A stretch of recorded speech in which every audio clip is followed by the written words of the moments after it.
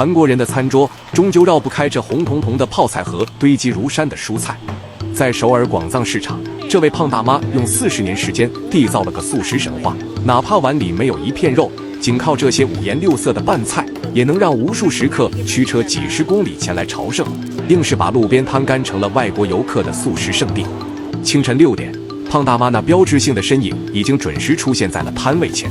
对于她来说，每天的开场白不是吆喝，而是那一锅免费赠送的大酱汤。这锅汤的底料说出来你可能不信，竟然是洗米水。大妈动作麻利地将大米搓洗，第一遍浑浊的水倒掉，保留第2遍乳白色的淘米水。这可不是为了省水，而是因为保留了淀粉质的淘米水能让汤底产生一种天然的浓稠感。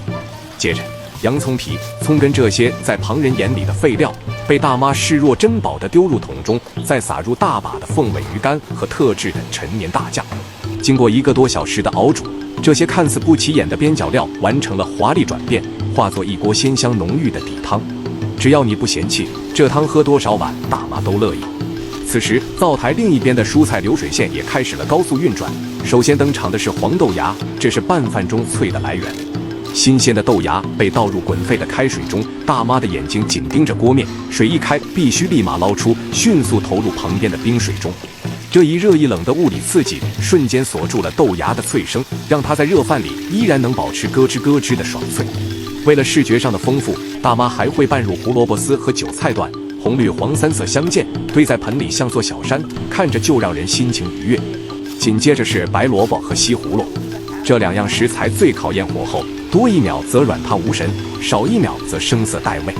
大妈凭借几10年的肌肉记忆，精准拿捏着每1秒的停留时间。烫好的蔬菜被堆在小盆里，层层叠叠，既沥干了多余水分，又构建出一座座宏伟的蔬菜塔。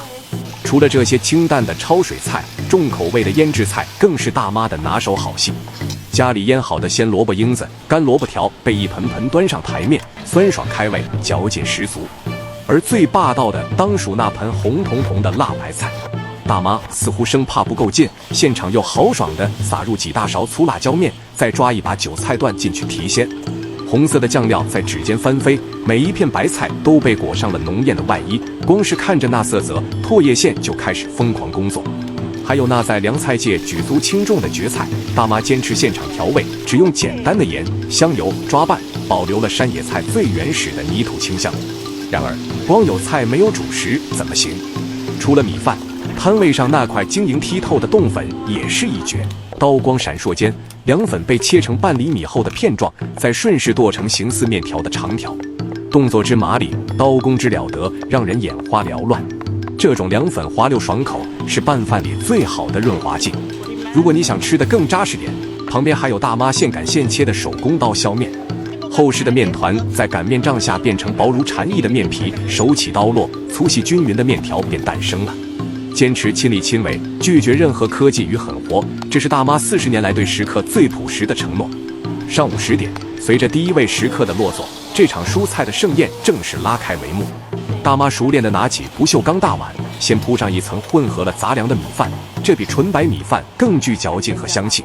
接着舀上一大勺秘制辣酱，接下来就是最治愈的堆堆乐环节，10几种配菜每样都要抓上一大把，直到把碗口塞得满满当当才肯罢手。最后撒上一把海苔碎和芝麻，这碗承载着大妈心意，五彩斑斓的拌饭才算大功告成。